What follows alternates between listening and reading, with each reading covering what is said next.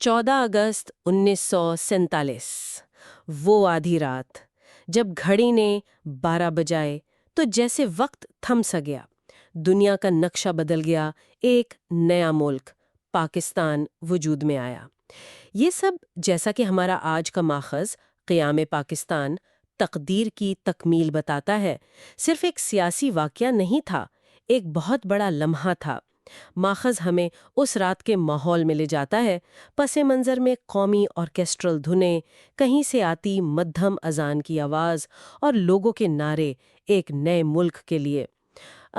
خوشی کا سما تھا، لیکن اور یہ بات بہت اہم ہے، ماخذ واضح کرتا ہے کہ یہ آزادی تحفے میں نہیں ملی تھی۔ مصنف کہتا ہے یہ ریاست قربانیوں کے سمندر سے تراشی گئی تھی۔ تو آج ہم اسی ماخذ کو سمجھنے کی کوشش کریں گے، اس تاریخی لمحے کو، اس کی تشریح کو۔ آئیے اس پر تفصیل سے بات کرتے ہیں۔ یہ نکتہ واقعی بہت اہم ہے۔ شروع کرنے کے لیے ماخذ کا یہ کہنا کہ ریاست تحفے میں نہیں ملی، یہ ایک طرح سے پوری گفتگو کی بنیاد ہے۔ جب وہ کہتے ہیں قربانیوں کے سمندر سے تراشی گئی، تو یہ صرف آپ کہہ لیں شاعرانہ الفاظ نہیں ہیں۔ ماخذ یاد دلاتا ہے لاکھوں لوگوں نے اپنے گھر بار چھوڑے، ہزاروں نے شہادت پائی۔ یہ اشارہ ہے ان لاتعداد انسانی المیوں کی طرف جو تقسیم کے ساتھ ہوئے۔ بے گھری، تشدد، نقصان، یہ سب قیمت تھی جو ادا کی گئی۔ یعنی ایک طرف خوشی، دوسری طرف اتنا بڑا دکھ۔ بالکل، اور یہاں دلچسپ بات یہ ہے کہ ماخذ اس تضاد کو بڑی خوبی سے دکھاتا ہے۔ ایک طرف یہ قربانیاں، یہ دکھ، دوسری طرف نئی امید، فخر۔ ماخذ کہتا ہے آنسوؤں اور خون کے بیچ ہلال و ستارہ فخر سے لہرا رہا تھا۔ یہ جملہ اس لمحے کی پوری کیفیت بیان کر دیتا ہے، غم بھی، فخر بھی، صحیح، ماضی کا درد بھی ہے، مستقبل کی امید بھی۔ اور اسی لیے ماخذ کا جو مرکزی خیال ہے نا کہ یہ صرف تقسیم نہیں تھی بلکہ تقدیر کی تکمیل تھی، وہ زیادہ وزنی ہو جاتا ہے۔ تقدیر کی تکمیل، یہ واقعی ایک گہرا جملہ ہے۔ کیا ماخذ وضاحت کرتا ہے کہ اس سے اس کی کیا مراد ہے؟ کیا یہ صرف ایک خوبصورت جملہ ہے یا اس کے پیچھے کوئی خاص سوچ ہے؟ جی، کیا یہ ناگزیر تھا یا یہ کسی گروہ کی جد و جہد کا نتیجہ تھا جسے وہ اپنی تقدیر مانتے تھے؟ یہاں بات واقعی گہری ہو جاتی ہے۔ دیکھیے ماخذ اسے صرف عنوان نہیں بناتا، یہ اس کے بیان کا اہم ستون ہے۔ یعنی یہ واقعات کا سلسلہ کوئی حادثہ نہیں تھا بلکہ ایک منزل تھی جس کی طرف سفر کیا گیا۔ تقدیر کا لفظ شاید اس خیال کی طرف اشارہ ہے کہ یہ آپ کہہ لیں ایک تاریخی ضرورت تھی، یا کم از کم جدوجہد کرنے والوں کے لیے ان کے وجود کا لازمی اظہار تھا۔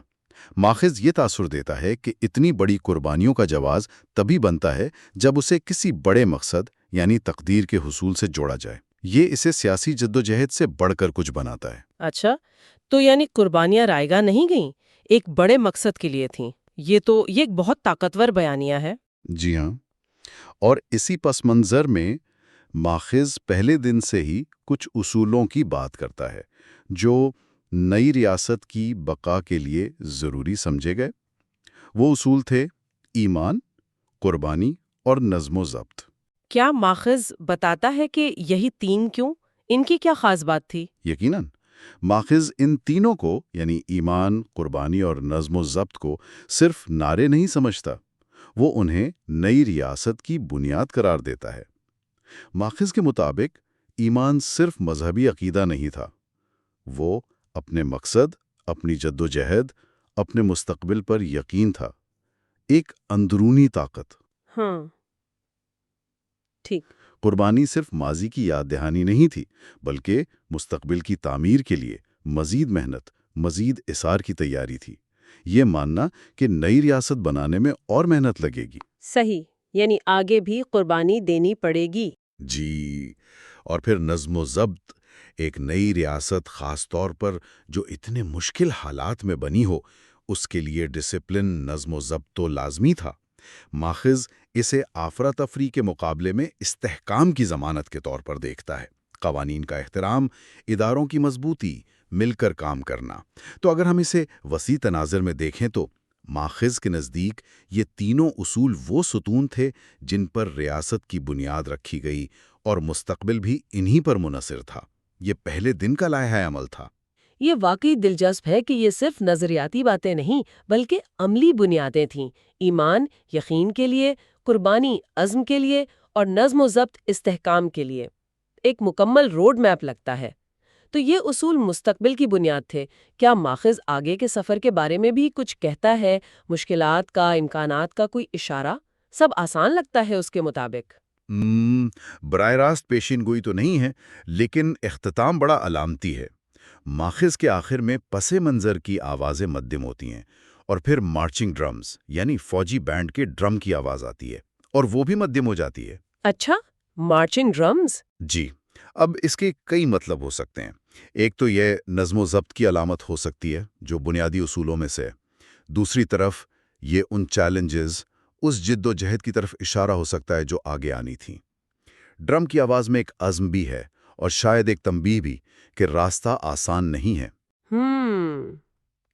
ایک مسلسل مارچ، ایک سفر۔ بالکل، یہ تاثر ملتا ہے کہ کہانی ختم نہیں ہوئی، ایک نیا باب شروع ہوا ہے جس کے اپنے امتحان ہوں گے۔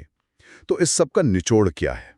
اگر ہم ماخذ قیام پاکستان، تقدیر کی تکمیل کی باتوں کو سمیٹے تو پاکستان کا قیام 14 اگست 1947 کی آدھی رات ایک تاریخی ڈرامائی واقعہ تھا۔ یہ آسان نہیں تھا، لاکھوں لوگوں کی قربانیوں، آنسوؤں اور خون کا نتیجہ تھا۔ ماخذ اسے صرف ایک سیاسی تقسیم نہیں کہتا بلکہ گہرے معنی دیتا ہے تقدیر کی تکمیل۔ اور اس نئی ریاست کی بنیاد پہلے دن سے ہی 3 ستونوں پر رکھی گئی: ایمان، قربانی اور نظم و ضبط، جو بقا و ترقی کے لیے ضروری سمجھے گئے۔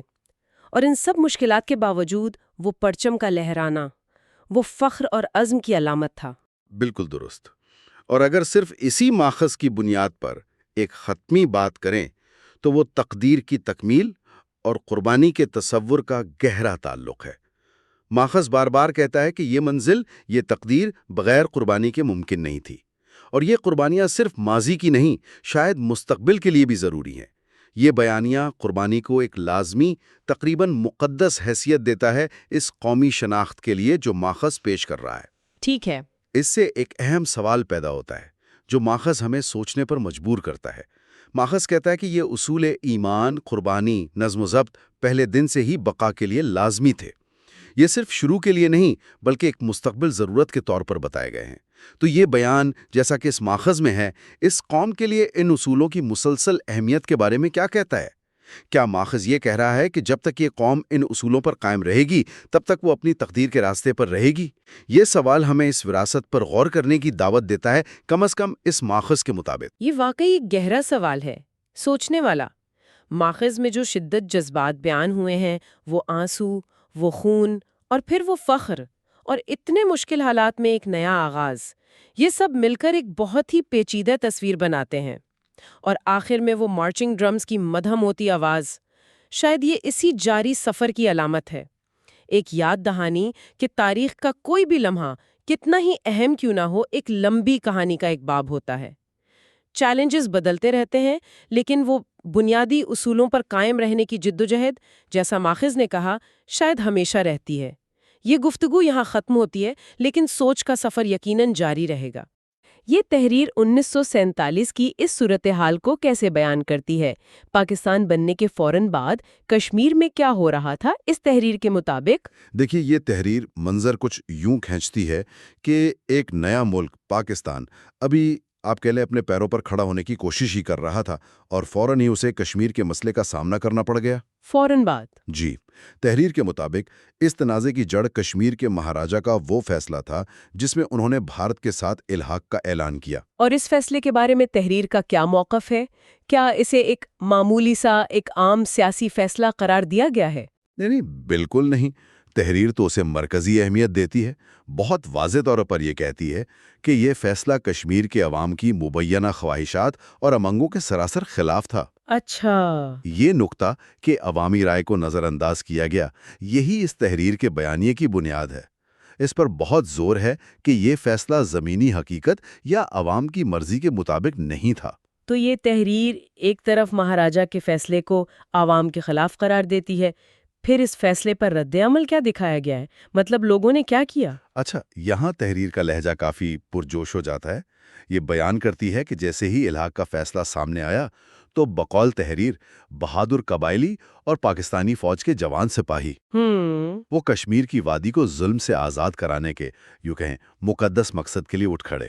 مقدس مقصد؟ جی، الفاظ کا چناؤ دیکھیں، بہادر، جوان سپاہی، آزاد کرانے۔ یہ خود بتا رہا ہے کہ تحریر اس رد عمل کو کس نظر سے دیکھتی ہے، یعنی ایک جائز، ایک دلیرانہ اور ضروری قدم کے طور پر۔ یعنی یہ صرف ایک فوجی کارروائی نہیں تھی بلکہ اسے ایک مشن کے طور پر پیش کیا جایا۔ بالکل، تحریر اسے ایک قومی اور اخلاقی ذمہ داری کے طور پر پیش کرتی ہے۔ یہ صرف زمین کا ٹکڑا حاصل کرنے کی بات نہیں، بلکہ بقول تحریر عوام کو آزادی دلانے کی جدوجہد تھی۔ یہ بیانیہ اس رد عمل کو ایک بہت اونچا مقصد عطا کرتا ہے۔ یہ تو ہوا رد عمل کا بیان۔ اب آتے ہیں ان نکات کی طرف جنہیں یہ تحریر 1947-48 کی جنگ سے اخذ کرتی ہے۔ آپ نے ذکر کیا تھا کہ اس میں 2 اٹل سچائیوں کا ذکر ہے، یہ کیا ہے؟ جی ہاں، یہ تحریر 2 نتائج اخذ کرتی ہے جنہیں وہ اٹل سچائیاں کہتی ہے۔ یہ لفظ اٹل یا انکانٹروورٹیبل خود بہت معنی خیز ہے نا؟ جی بالکل۔ یہ ظاہر کرتا ہے کہ تحریر ان نتائج کو شک و شبہ سے بالاتر سمجھتی ہے۔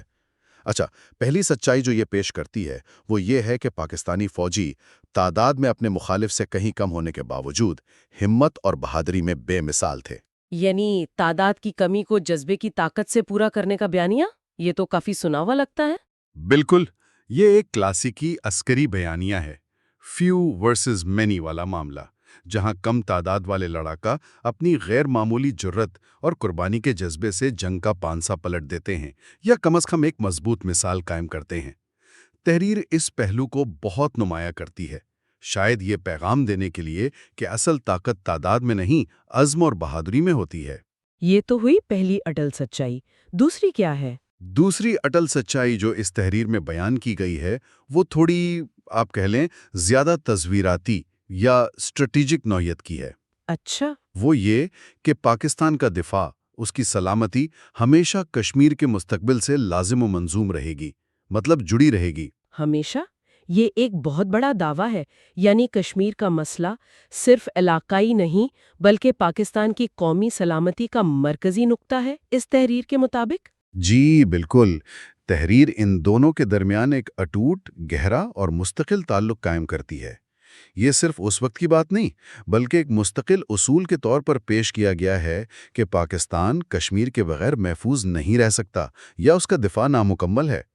اور ظاہر ہے یہ نقطہ بعد میں آنے والی دہائیوں کی پالیسیوں اور گفتگو پر بھی اثر انداز ہوتا رہا ہے۔ ان 2 سچائیوں کے علاوہ تحریر میں ایک نعرے کا بھی ذکر ہے جو اس وقت کی فضا کی عکاسی کرتا ہے، کشمیر بنے گا پاکستان۔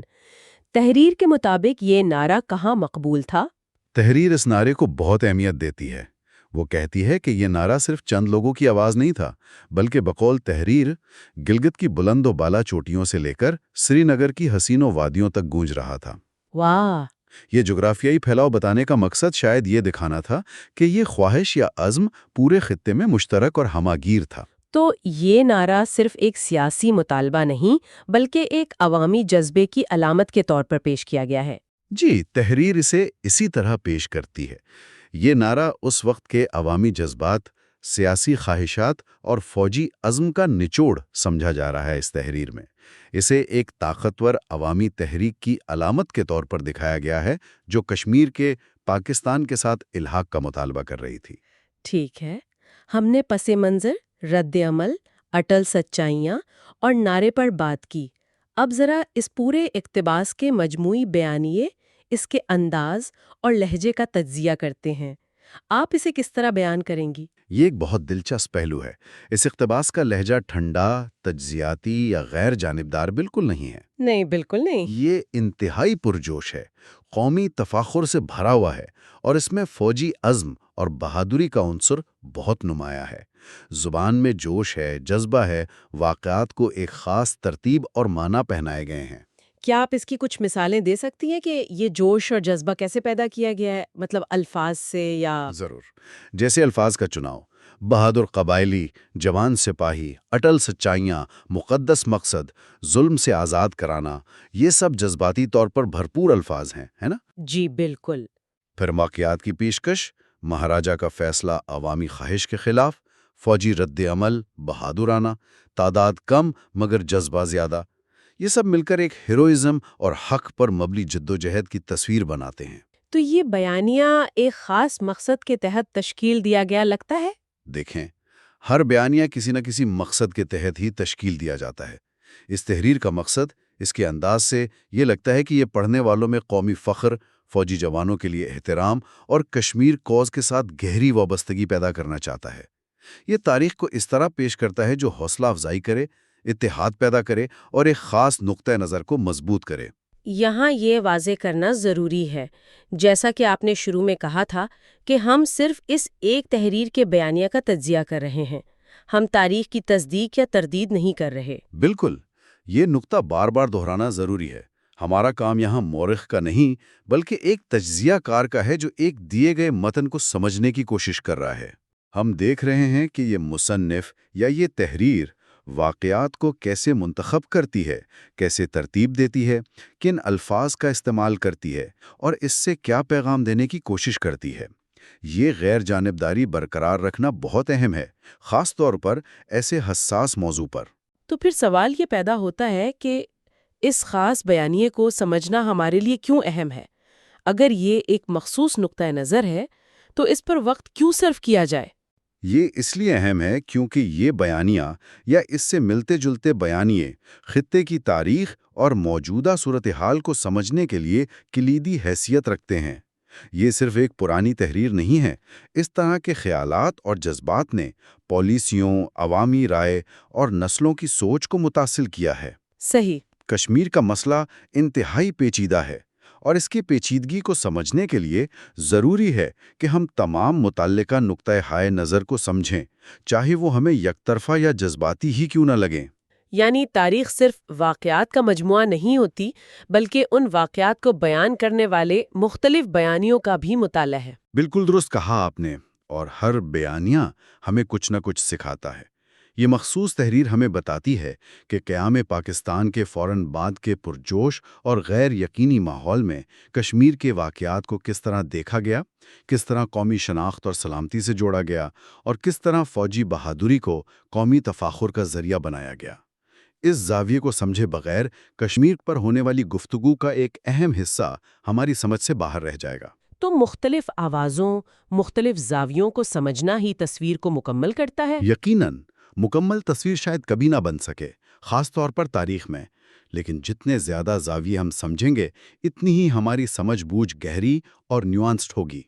یہ ہمیں یکستی فیصلوں سے بچاتا ہے اور ہمیں صورتحال کی کثیر الجہتی نوعیت کو تسلیم کرنے میں مدد دیتا ہے۔ بہت خوب۔ تو آئیے اس تفصیلی گفتگو کے اہم نکات کا ایک خلاصہ کر لیتے ہیں۔ ہم نے کشمیر، قوم کی پکار، فوج کا عزم نامی تحریر کے ایک اقتباس کا جائزہ لیا۔ اس تحریر کے مطابق پہلا نقطہ یہ کہ کشمیر کا تنازع پاکستان کے قیام کے صرف 2 ماہ بعد شروع ہوا، جو ایک نوزائیدہ ملک کے لیے بڑا چیلنج تھا۔ جی۔ دوسرا، اس کی فوری وجہ کشمیر کے مہاراجا کا بھارت سے الحاق کا فیصلہ تھا، جسے تحریر عوامی خواہشات کے منافق قرار دیتی ہے۔ بالکل۔ تیسرا، رد عمل کے طور پر بقول تحریر قبائلیوں اور پاکستانی فوجیوں نے کشمیر کو آزاد کرانے کے لیے بہادری سے کارروائی کی۔ چوتھا، یہ تحریر 1947-48 کی جنگ سے 2 اٹل سچائیاں اخذ کرتی ہے۔ اول، پاکستانی فوجیوں کی کم تعداد کے باوجود بے مثال بہادری۔ صحیح۔ دوم، پاکستان کے دفاع کا کشمیر کے مستقبل سے اٹوٹ اور لازمی تعلق۔ جی ہاں۔ اور آخر میں کشمیر بنے گا پاکستان کا نعرہ، جسے تحریر ایک ہماگیر عوامی اور فوجی عزم کی علامت کے طور پر پیش کرتی ہے، جو گلگت سے سری نگر تک گونج رہا تھا۔ یہ اس تحریر کے کلیدی پیغامات کا اچھا خلاصہ ہے۔ اب جیسا کہ ہماری روایت ہے، گفتگو کے اختتام پر ایک غور طلب نقطہ پیش کرنا چاہوں گا۔ جی ضرور۔ یہ سوال بھی ہمارے زیر بحث ماخذ سے ہی جنم لیتا ہے، لیکن اس کا جواب ہمیں اس اقتباس سے براہ راست نہیں ملتا، بلکہ یہ ہمیں مزید سوچنے کی دعوت دیتا ہے۔ ضرور۔ پیش کیجیے۔ سوال یہ ہے، ہم نے دیکھا کہ یہ تحریر 1947-48 کے واقعات کو ایک خاص پرجوش قومی اور عسکری زاویے سے پیش کرتی ہے، جس میں بہادری، قربانی اور قومی سلامتی کے نکات مرکزی حیثیت رکھتے ہیں۔ جی، سوچنے کی بات یہ ہے کہ جب ہم تاریخ کے کسی بھی واقعے، خاص طور پر کشمیر جیسے پیچیدہ، سنساس اور جاری تنازع کا مطالعہ کرتے ہیں تو مختلف حتیٰ کہ متضاد بیانیوں کو تلاش کرنا اور ان کا تجزیہ کرنا کیوں ضروری ہے؟ ایک ہی واقعے کی مختلف کہانیاں ہمیں اس واقعے اور اس کے اثرات کے بارے میں کیا سکھا سکتی ہیں؟ یہ واقعی ایک گہرا سوال ہے۔ یہ ہمیں یاد دلاتا ہے کہ تاریخ کوئی ایک سیدھی لکیر نہیں ہوتی، بلکہ بہت سے رنگوں اور زاویوں سے مل کر بنتی ہے۔ بالکل، اور ان مختلف رنگوں اور زاویوں کو سمجھنے کی کوشش ہی ہمیں ایک زیادہ باخبر اور آپ کہہ لیں ہمدردانہ نقطہ نظر اپنانے میں مدد دے سکتی ہے۔ مقصد کسی ایک بیانیے کو صحیح یا غلط ثابت کرنا نہیں، بلکہ یہ سمجھنا ہے کہ مختلف لوگ ایک ہی حقیقت کو کیسے دیکھتے ہیں، کیسے محسوس کرتے ہیں اور کیسے بیان کرتے ہیں۔ اسی غور طلب نقطے کے ساتھ ہم آج کی اس گفتگو کو یہیں ختم کرتے ہیں۔ پہلا حصہ جو ہمارے پاس ہے ماخذ میں، اسے سیگمنٹ 3 کہا گیا ہے۔ یہ آزادی کے فوراً بعد کے حالات بتاتا ہے۔ ہاں، اس میں ذکر ہے کہ قائد اعظم کی وفات کے بعد ایک خلاصہ پیدا ہو گیا، جی، اور ماخذ کہتا ہے کہ سیاستدان آپس کے اختلافات میں پڑ گئے، حکومت کمزور ہو گئی، اور سب سے بڑا مسئلہ آئین نہیں بن پایا وقت پر۔ صحیح۔ اور دیکھیں، یہیں سے یہ تحریر فوج کے کردار کی اہمیت کو جوڑتی ہے۔ یہ کہتی ہے کہ فوج صرف سرحدوں کی محافظ نہیں تھی، اچھا، بلکہ اسے تو پاکستان کے وجود کے ضامن قرار دیا گیا ہے۔ یہ بہت بہت بڑا دعویٰ ہے۔ واقعی وجود کی ضامن؟ اس کا مطلب کیا ہے اس تحریر کے مطابق؟ صرف دفاع نہیں؟ جی، بالکل یہی نکتہ ہے۔ تحریر آگے کہتی ہے کہ فوج کا کام صرف لڑنا نہیں تھا، جیسے جب لاکھوں مہاجرین آئے ان کو بسانا تھا، یا ملک میں سیلاب آ گئے، یا کوئی اور قومی ایمرجنسی، تو ماخذ کہتا ہے فوج ہی سب سے پہلے منظم طریقے سے مدد کو پہنچی۔ وہ ایک تصویر سی کھینچتا ہے، سبز ہلالی پرچم اٹھائے جوان۔ اچھا، تو وہ فوج کو ایک ایسے ادارے کے طور پہ دکھا رہے ہیں جس نے عملی طور پر قوم کو سہارا دیا جب سیاسی نظام ان کے مطابق کمزور تھا۔ تو گویا یہ تحریر یہ کہہ رہی ہے کہ ملک نیا تھا، سیاست میں مسئلے تھے، تو فوج نے آگے بڑھ کر صرف دفاع نہیں کیا، بلکہ انتظامی طور پر، سماجی طور پر بھی ملک کو سنبھالا۔ جی، اس ماخذ کا بیانیہ بالکل یہی ہے۔ فوج ایک ستون کی طرح جس نے شروع کے مشکل سالوں میں ملک کو تھامے رکھا۔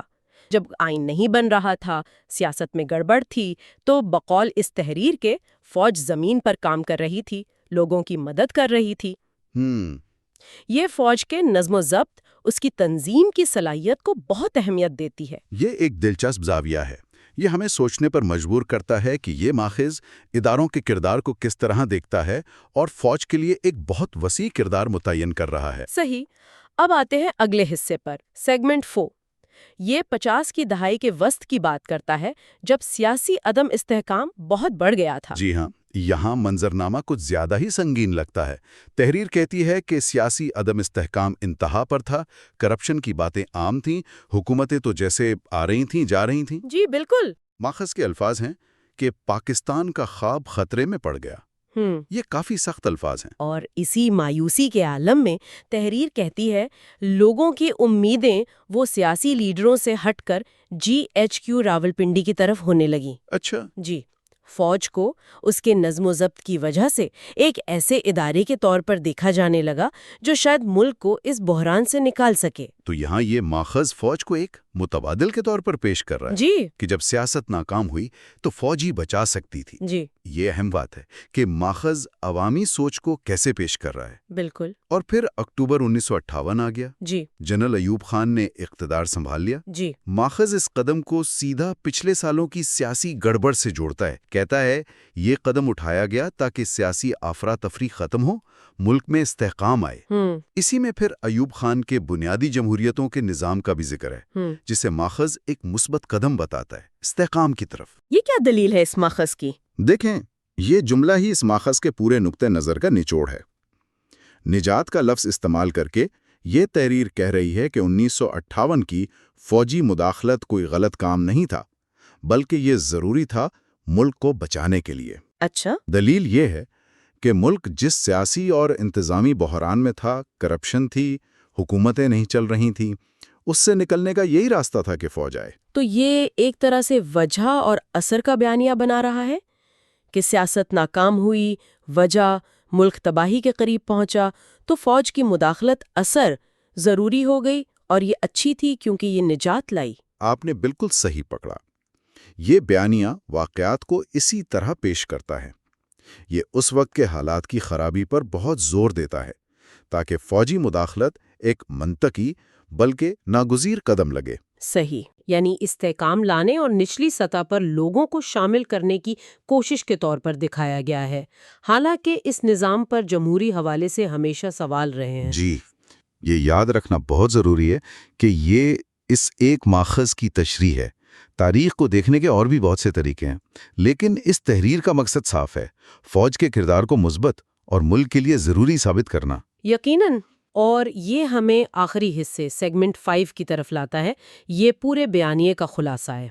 یہ حصہ 1947 سے 58 تک کے پورے دور کو سمیٹتا ہے اور کہتا ہے کہ ایک بات مستقل رہی، جب بھی قوم کی بقا داؤ پر لگی، فوج نے ڈٹ کر دفاع کیا۔ جی، اور یہ دفاع صرف سرحدوں کا نہیں بلکہ بقول ماخذ قوم کے وجود کا تھا۔